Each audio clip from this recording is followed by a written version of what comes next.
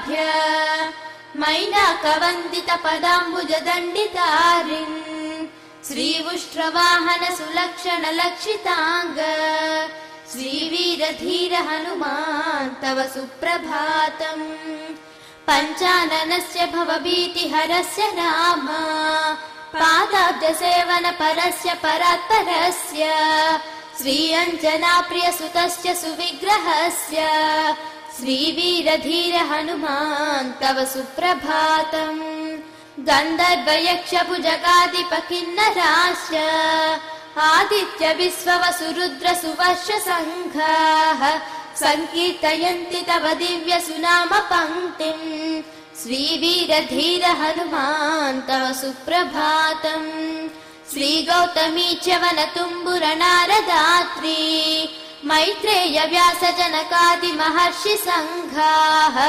गायन्ति हर्षभरितास्तव दिव्य कीर्तिम् श्रीवीरधीर हनुमान् तव सुप्रभातम् भृङ्गावळी च मकरन्दर सम्पिबेद्वै पूजन्त्युतार्ध मधुरं चरणायुधाश्च देवालये गणगभीर सुशङ्खघोषाः निर्जन्ति वीर हनुमान् तव सुप्रभातम् पंपा सरोवर सुपुण्य पवित्र तीर्थ मादाय हेम कलशैश्च महर्षि संघाः तिष्ठन्ति त्वच्चरण पंकज सेवनार्थम् श्रीवीरधीर हनुमान् तव सुप्रभातम्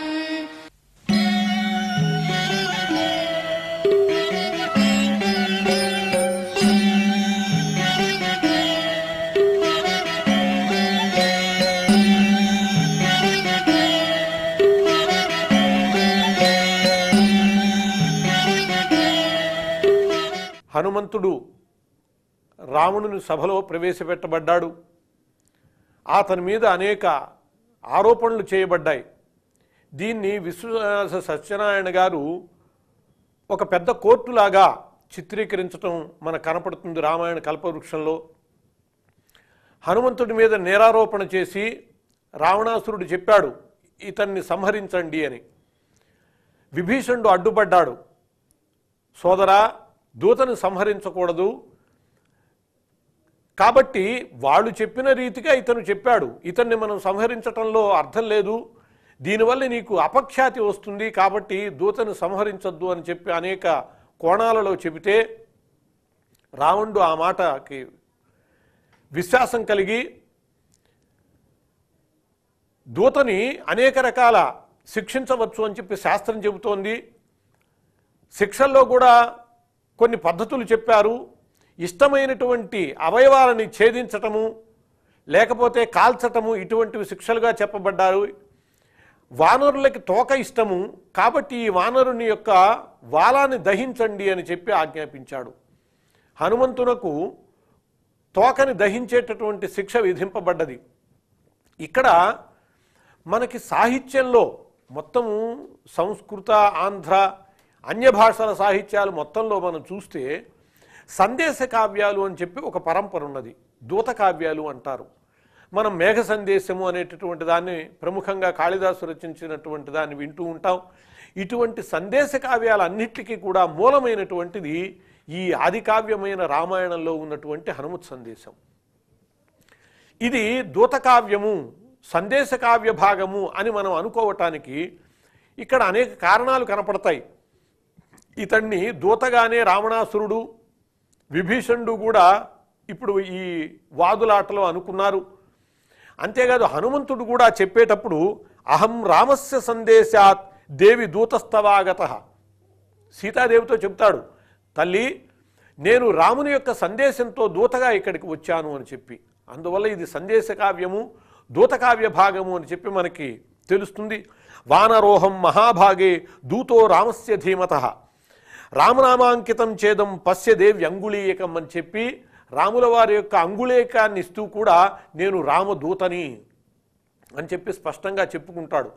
అందువల్ల ఈ దూతకావ్యాలన్నిటికీ కూడా ఈ ఆదికావ్యమైన రామాయణంలో ఉన్న హనుమత్ సందేశము మూలము అని చెప్పి మనకు అర్థమవుతుంది. అనేక మంది వ్యాఖ్యాతలు దూతకావ్యకర్తలు కూడా ఈ కోణంలోనే చెప్పటం మనం చూస్తాం.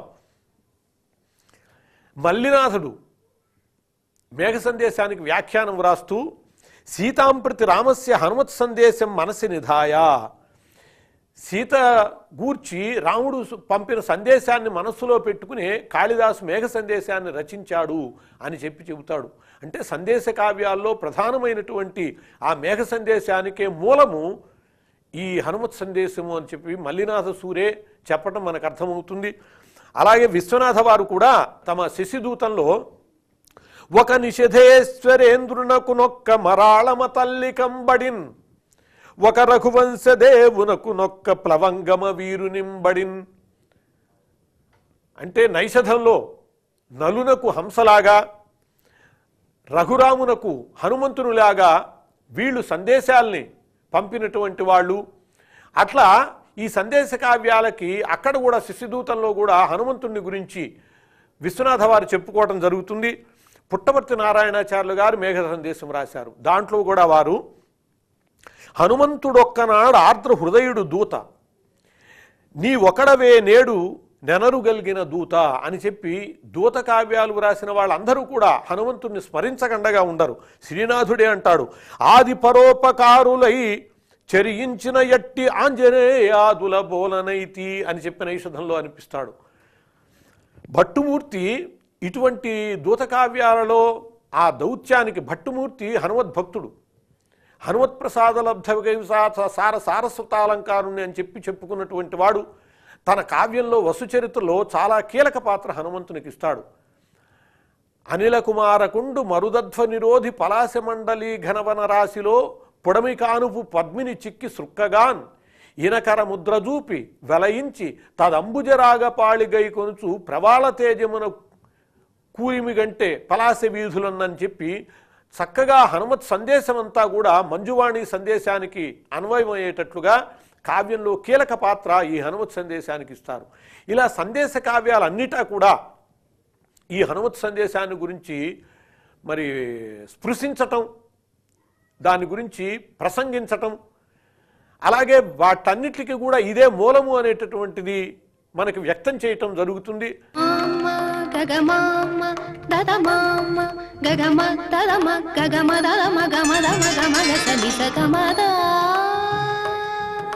కొడగంటి మయ్యా మిమ్ము పురుషోత్తమా, పొడగంటి మయ్యా మిమ్ము పురుషోత్తమా, మమ్ము నెడయకవయ్యా కోనేటి రాయడా, పొడగంటి మయ్యా మిమ్ము పురుషోత్తమా, మమ్ము నెడయకవయ్యా కోనేటి రాయడా, పొడగంటి మయ్యా మిమ్ము పురుషోత్తమా.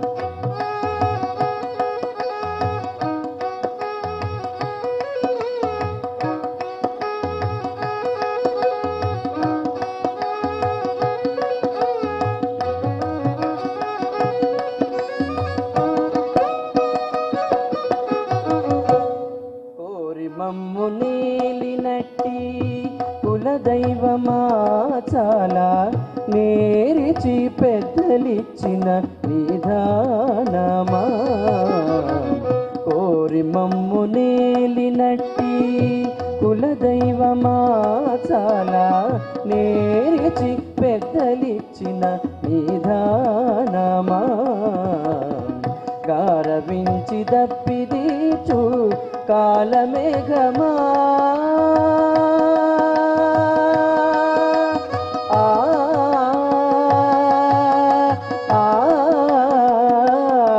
హరి గారవించి దప్పిదీచు కాలమేఘమా, మాకు చేరువ చిత్తములోని శ్రీనివాసుడా, గారవించి దప్పిదీచు మేఘమా మాకు చేరువ చిత్తములోని శ్రీనివాసుడా కొడగంటిమయ్యా మిమ్ము పురుషోత్తమా మమ్ము నెడయకవయ్యా కోనేటిరాయడా కొడగంటిమయ్యా మిమ్ము పురుషోత్తమా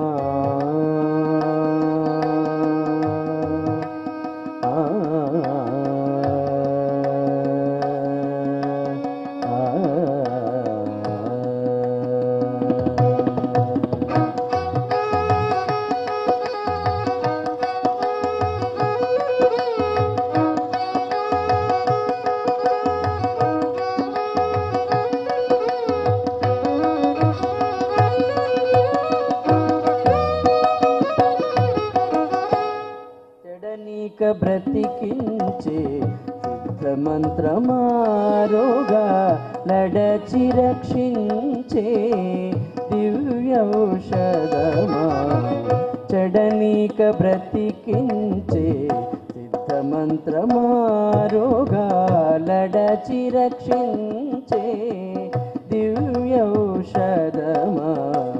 బడి బాయక తిరిగే ప్రాణబంధుడా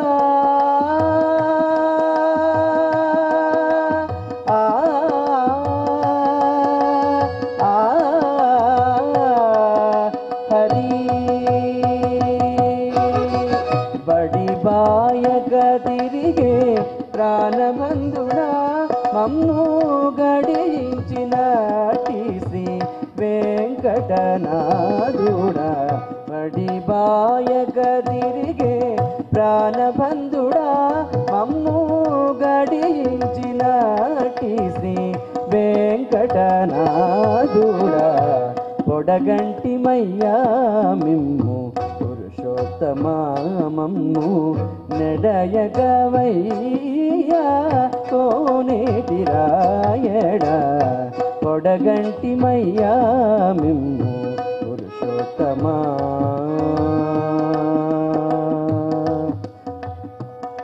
పురుషోత్తమా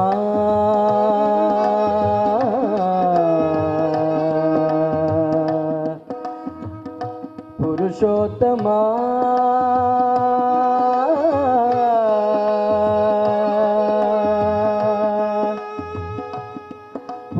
పురుషోత్తమా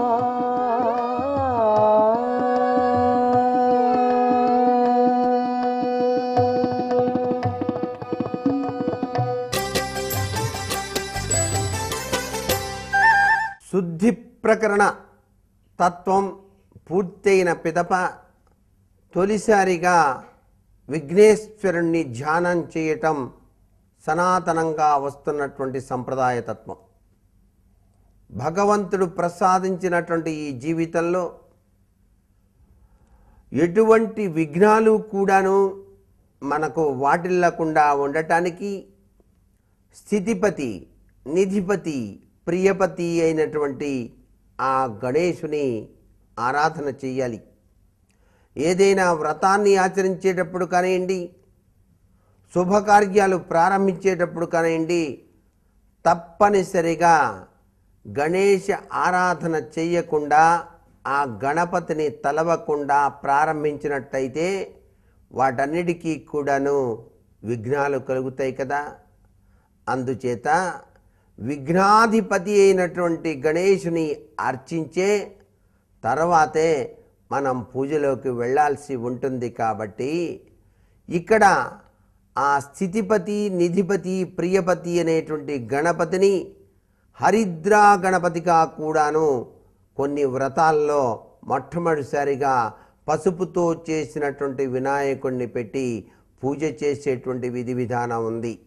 పసుపు అనేటువంటిది సౌభాగ్య చిహ్నం, మంగళకర చిహ్నం. కాబట్టి పసుపుతో వినాయకుడిని చేసి ఆ నందీశ్వరుని యొక్క కొమ్ము ఈ భూమిపైన పడ్డటువంటి చందన దానిని పసుపు కొమ్ముగా ప్రతి గృహిణి కూడాను తమ ఇళ్లల్లో సౌభాగ్య చిహ్నంగా వాడడమే కాదు, పూజలో మొట్టమొదటిసారిగా గణపతికి ఈ విధంగా హరిద్ర గణపతి పూజ చేసేటువంటి విధి విధానాన్ని పరమేశ్వరుడే మనకు ప్రసాదించాడు. కాబట్టి ఆ హరిద్ర గణపతిని నమస్కారం చేసుకొని తరువాతే ఆచమనం చేయాలి.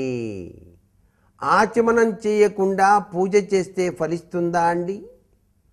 ఎటువంటి పరిస్థితుల్లోనూ ఫలించదు అని చెప్పేసి మనకు ఋషి సూక్తం చక్కగా తెలియచేస్తోంది. మన ఋషులు ప్రసాదించిన అమృత తుల్యమైనటువంటి ఈ యొక్క పూజా విధాన పద్ధతులలో ఆచమనానికి విశిష్టవంతమైనటువంటి లక్షణాల్ని ఇవ్వటం జరిగిందన్నమాట. ఈ ఆచమనం అనేటువంటిది ఏమిటి అసలు? దీన్ని ఎలా చెయ్యాలి? దీన్నే మనం సంకల్పం అంటారు. ఆచమనం అంటే సంకల్పం చేసావా నాయనా, కూర్చోండి సంకల్పం చేయండి అంటారు. సంకల్పం అంటే ఏమిటి? పూజ జపధ్యానాదులకు ముందుగా చెప్పబడేటువంటి సంకల్ప వాక్యపూర్వకమగు మానసిక కర్మను సంకల్పము అని చెప్పేసి చెప్తాం. మన మనసు పరిపూర్ణంగా అక్కడ ఆ సంకల్పం నెరవేరటానికి ఆధారభూతంగా మనం కూర్చొని చేసేటువంటిది అని చెప్పేసి. ఈ సంకల్పం వల్ల ఏం జరుగుతుంది? నేను ఈ కార్యాన్ని ఈ సమయంలో నా అభీష్ట సిద్ధి నిమిత్తమై పరమేశ్వరుడైనటువంటి నిన్ను ప్రార్థన చేస్తున్నాను అని చెప్పేసి చెప్పటమే దీనిలో దాగిన పరమార్థ లక్షణంగా మనం చెప్పుకోవాలి. ఈ భావన వ్యక్తం చేయటం జరుగుతుంది. కాబట్టి ఆధ్యాత్మిక పరంగా మనం నిశ్చయాన్ని ఆ భగవానుడికి నివేదించుకొనడమే సంకల్పము అని చెప్పేసి శాస్త్రసమ్మతమైనటువంటి విషయం. దీని క్రమం ఏ విధంగా ఉన్నది అనేటువంటి విషయాన్ని కూడా మనం చక్కగా అవగాహన చేసుకోవాలి. మనసా సంకల్పయతి వాచా అభిలషయతి కర్మణా చోత్పాదయతి అని చెప్పేసి కదా శాస్త్రం.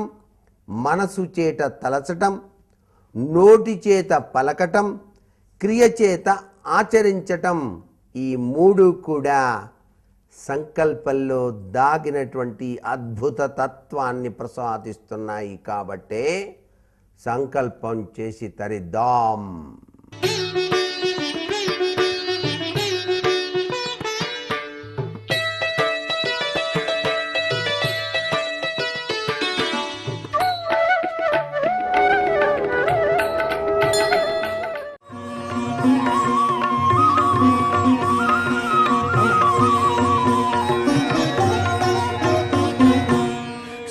హనుమాను గురుదేవులు నాయద పలికిన సీతారామ కథ నే పలికద సీతారామ కథ.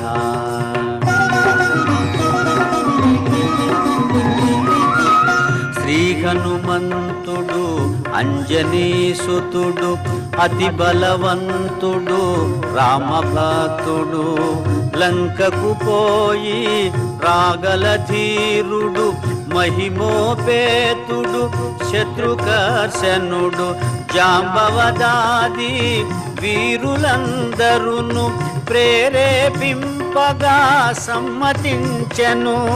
లంకేశ్వరుడు అపహరించిన జానకి మాత జాడ తెలిసికొనా.